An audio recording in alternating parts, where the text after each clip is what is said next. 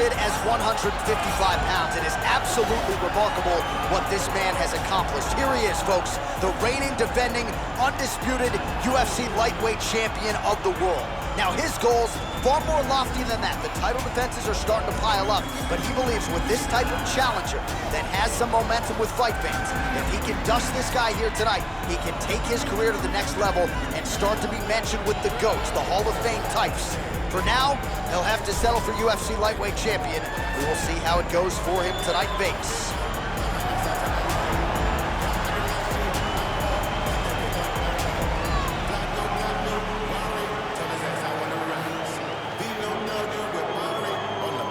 And now our tail of the tape for this lightweight scrap. Volkanovski is 2 years his senior. He will have a 1-inch reach advantage. All right, now for the official introductions, we go inside the octagon to Bruce Buffer. Ladies and gentlemen, this is the main event of the evening. And when the action begins, our referee in charge, Yves Lavigne. And now, this is the moment UFC fans around the world have been waiting for. Live from the T-Mobile Arena in Las Vegas,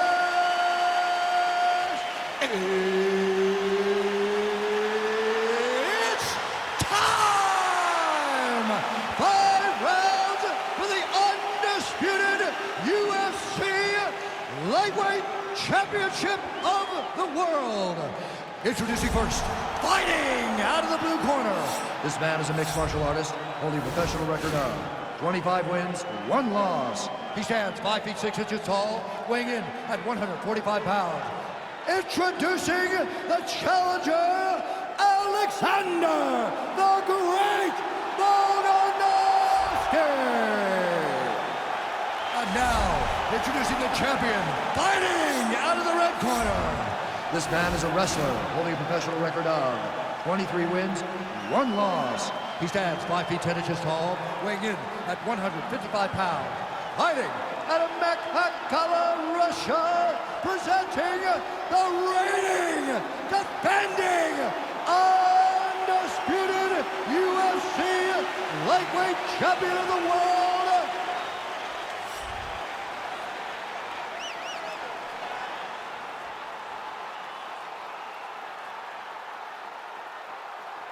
UFC belt on the line, guys. Protect yourself at all time, obey my command at all time. If you want to touch love, do it now, go back to your corner.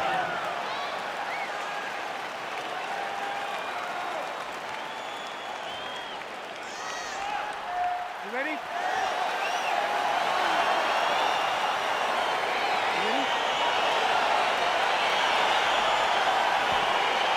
All right, so the fight is now underway. On one side, here's the fighter who does everything well, taking on a true grappler on the other side. It's going to be interesting to see how long he can keep it up for. I mean, Damian Maia may be the most specialist type of grappler in the UFC. This guy resembles him in a number of ways. Let's see how he manages this fight against a guy that can do just about everything inside the octagon. That right hand hurt him a little bit. Volkanovski getting worked here from the top. Ground and pound strikes raining down. All right, so he postures up here and now figures to rain down some ground strikes. Yeah, the ground and pound will be aplenty from this position. Well, there are few things more fun to watch in mixed martial arts than these type of transitions and scrambles on the ground. High-level grappling can really be entertaining. Man, isn't it fun to watch this dude work on the mat? He's unbelievable how fluid he is in his motions on the mat. Beautiful movement, hip work on the ground here, just outstanding with the transitions. He is not staying. Oh, he's going for his arm now.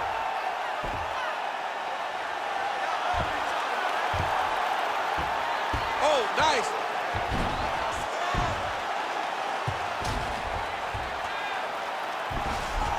Oh, we're getting a finish here.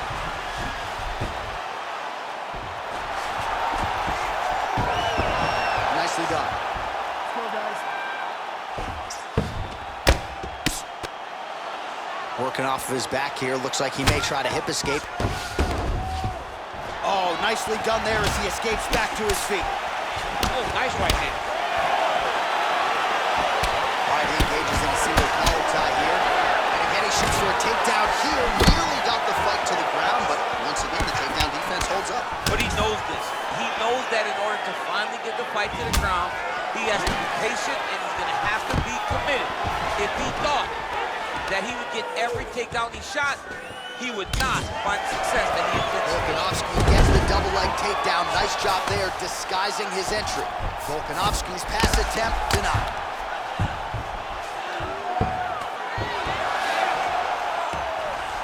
Oh, wow, that happened quickly as the fighter reverses position there on the ground. Unbelievable position change. Wow, what a transition. I mean, how many can he take? Oh, looks like he's transitioned to an armbar. You cannot stay in the guard of these great jiu-jitsu guys. Attacking armbar.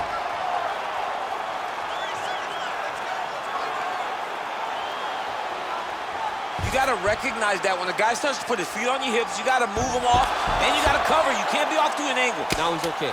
Now he can escape. Oh, man. This ground and pound is good. Probably my favorite striking realm in MMA, and he's as good as it gets. The problem is his opponent is not controlling his posture. He's allowing his opponent to get up, and when he does, he creates this space to land these beautiful ground and pound combinations.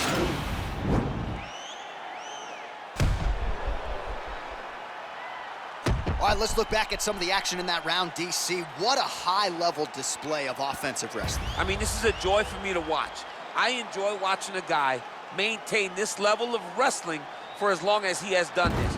He is constantly in his opponent's face. He's constantly taking him down. Getting taken down and getting up is exhausting. Let's see how tired his opponent is at the start of the next round. Volkanovski gets the takedown.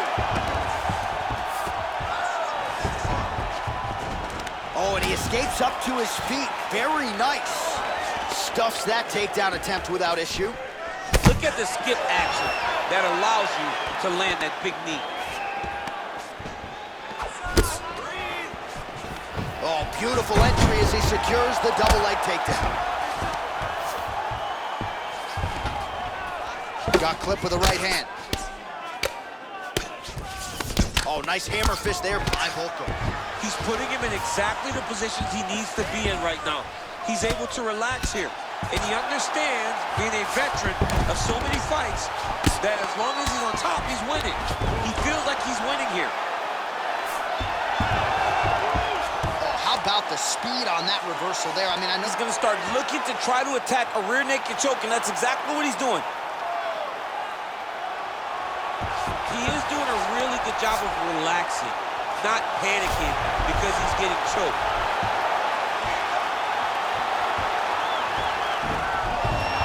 somehow stays in the fight. Ooh, right into side control, DC. This is where you want to be now because you get to make your opponent decide. They try to turn back into you, you can attack guillotine.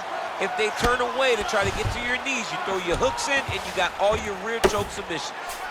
All right, well, both fighters pretty comfortable on the ground, DC, but you got to be very careful hanging out here for too long if you're his opponent. Strong bottom work here, staying busy. Well, you see all the grappling repetitions here. Just beautiful movement, seamless transitions on it. Over and over, these guys are doing things that you see in every jiu-jitsu gym around the country. Lands with the ground and pound. All right, good movement by him here on the ground. He really is a master of these transitions. He is a master of movement on the ground. You never know where he's gonna be. Oh, he's got the ground and pound going now. All right, so inside the open guard of his opponent. You gotta be careful playing around for too long here on the ground with this guy. Under a minute to go in the round. All right, side control now, DC. You know he's in his element on the ground. A lot of tricks up his sleeve. A lot of tricks. Look at the torso on the right side. Major bruising, and it's only getting worse.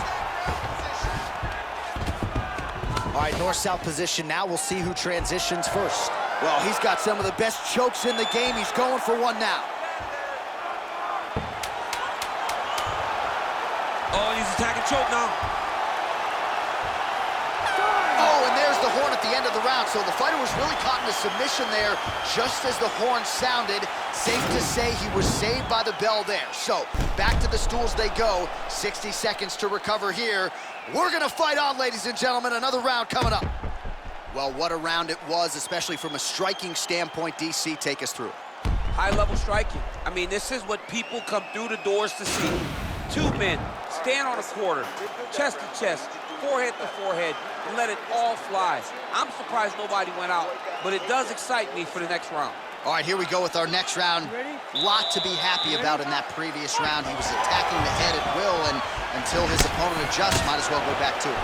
There was no negative to him headhunting. Most times the coaches yell, don't headhunt, don't headhunt. I'm yelling headhunt if I'm his corner, because every time he's thrown, he's landing. And potentially a critical takedown here. I love watching this guy move on the ground. Another nice transition there. Such a high-level grappler. You don't see that very often. Well, you didn't see a lot of the body work from him in the earlier rounds, but he's certainly getting after it here. Big shot to the body connects there. We'll see if he can follow it up. Big, powerful punch lands. Now he gets back to range. Oh, wow!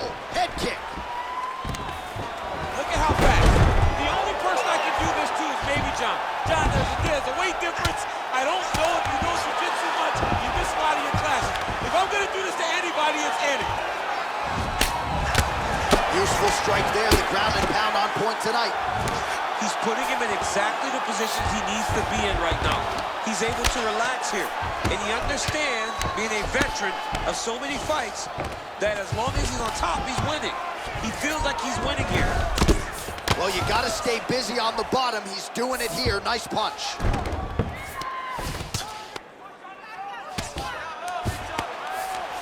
Well, you know, I don't like the gi very much, but I have an appreciation and a healthy one for these type of transitions. You can tell he's been in a gi at some point in his life with the way that he moves so freely. I'm skipping jiu-jitsu next week, too. Oh, now trying to isolate an arm, DC. He needs to move his hips back to cover. He cannot allow him on that angle. He's going to attack armbar here. Continuing to try to manipulate the head here. It's in there deep. There you go.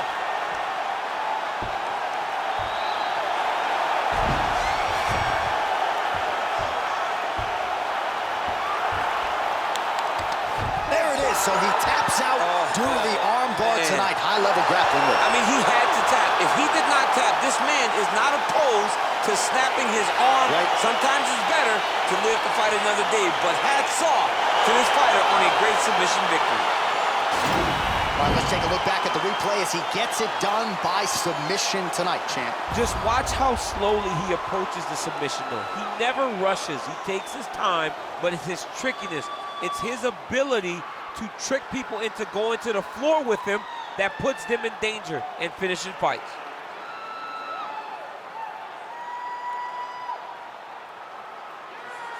So there is the man they are all chasing at 155 pounds, the undisputed UFC lightweight champion. And how about the way he got it done tonight? A spectacular submission to finish the job. Ladies and gentlemen, referee Yves Levine has called a stop to this contest at 3 minutes, 32 seconds of round number 3. Declaring the winner by tap out due to an armbar, and still the undisputed UFC lightweight champion.